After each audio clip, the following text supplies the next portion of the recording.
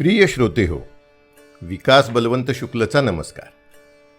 आज आपण ऐकणार आहोत श्रीनिवास बेलसरे यांचा एक लेख, समतेचा 600 वर्षापूर्वीचा हुंकार, संत रोहिदास.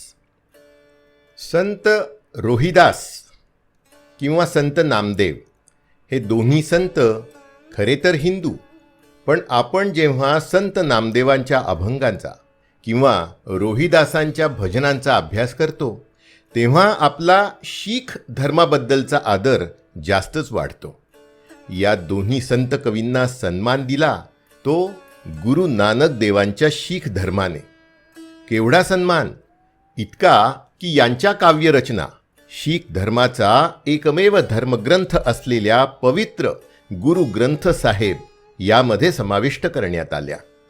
महाराष्ट्रात इथले धर्ममार्तंड जगद्गुरू तुकोबारायांना त्यांची रसाळ गाथा नदीत बुडवायची आज्ञा सोडतात, तर तिकडे नामदेवांच्या रचना श्री गुरु ग्रंथ साहेबात समाविष्ट होतात.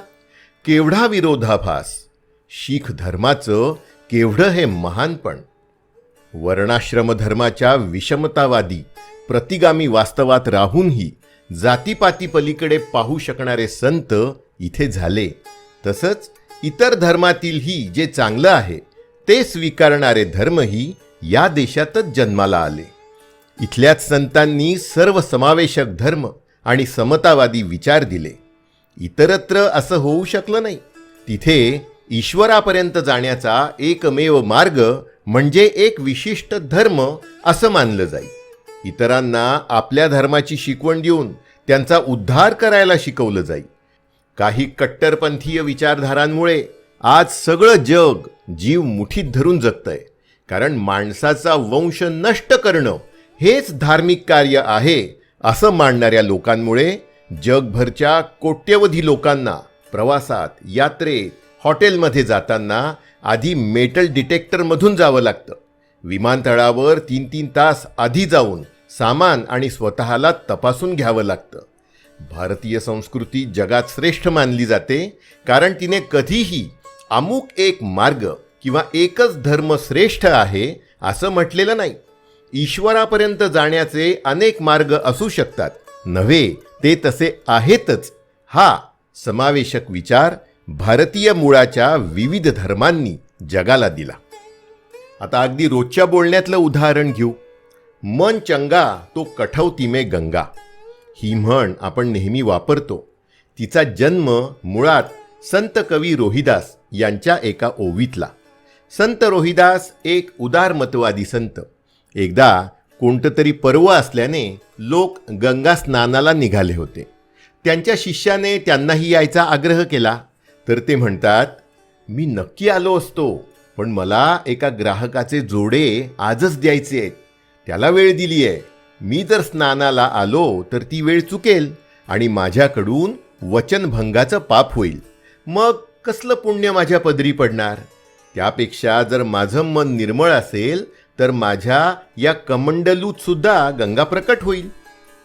आपल्या व्यवसायाशी इमान राखणं हे कर्मकांडापेक्षा जास्त महत्त्वाचं आहे असा वस्तुपाठच त्यांनी यावेळी घालून दिला. यावर एक दंतकथा अशीही सांगितली जाते की त्यांच्या या अशा भक्तीने प्रसन्न होऊन गंगा त्यांच्या कमंडलूत प्रकट झाली होती. रविदासजींचा जन्म 1398 साली काशीमध्ये झाला. एका प्रचलित ओवीत असं म्हटलंय, 1433 को माघ सुदी पंधरास दुखियों के कल्याण हित प्रकटे श्री रविदास. संत रविदास उर्फ रोहिदास उर्फ रैदास यांचा समाजातील कुप्रथांना विरोध होता. ते मूर्तीपूजा, तीर्थयात्रा, कर्मकांड या विरुद्ध अगदी उघड बोलत. जातीपातीची उतरंड त्यांना मान्य नव्हती. 600 पेक्षा अधिक वर्षांपूर्वी त्यांनी लिहून ठेवलंय, जाति जाति में जाति है जो केतन के पात. जाति जाति में जाति है जो केतन के पात. रैदास मनुष्य ना जुड़ सके जब तक जाती न जात. केळ्याचं पान जसं एकातून एक निघतच राहतं, त्याच्या खोडातही स्तर असतात. ते एकसंध नसतं तसं जातीपातींचं आहे. जोवर त्या नष्ट होत नाहीत तोवर मानवी समाजात खरी एकता निर्माण होणार नाही.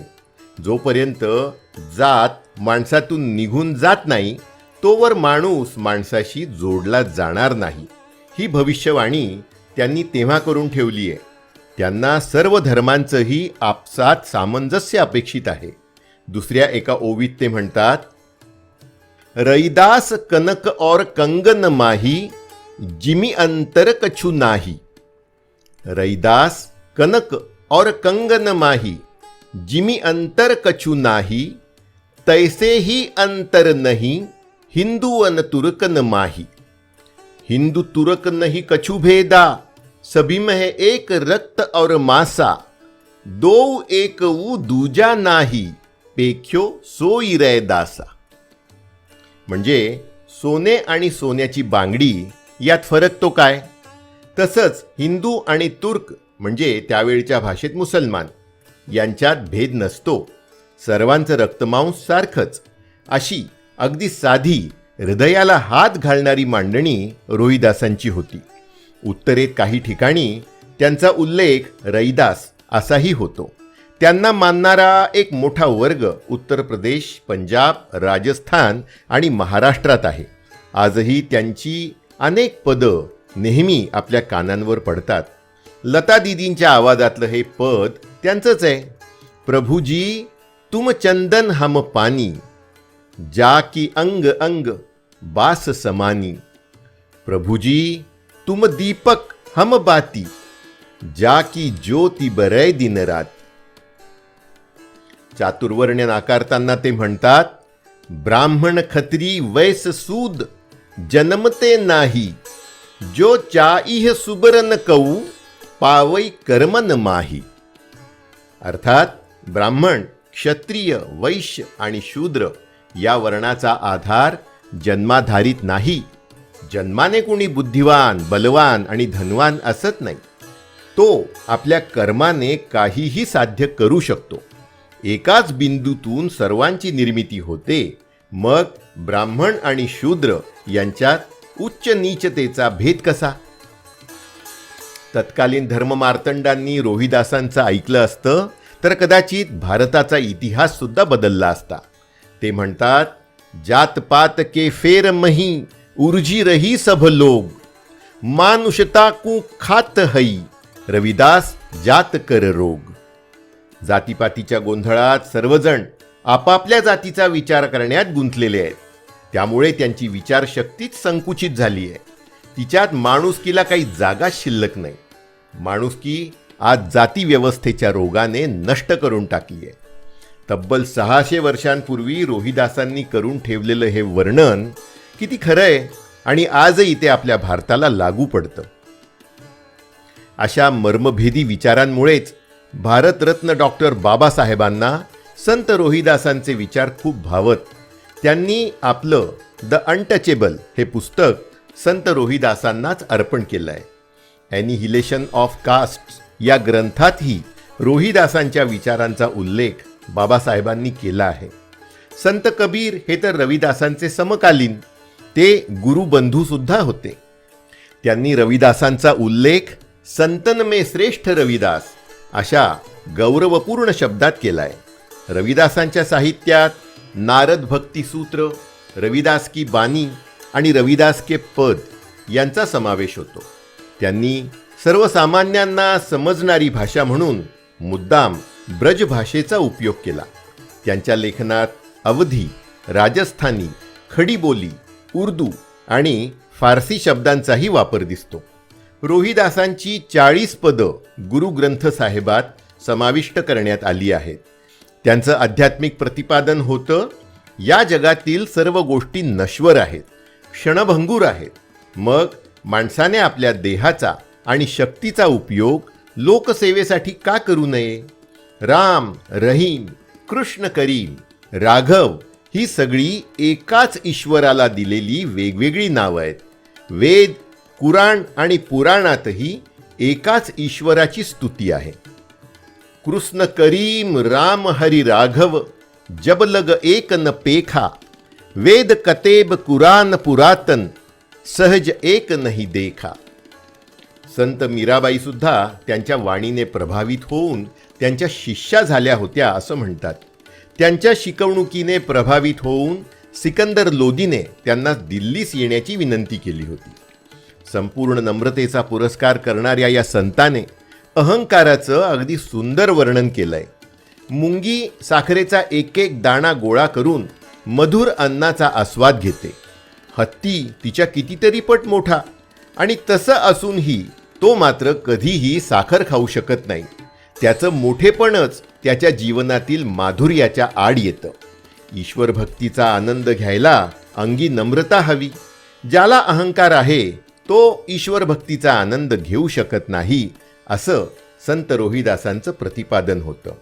या द्रष्ट्या ईश्वर भक्ताला त्रिवार वंदन.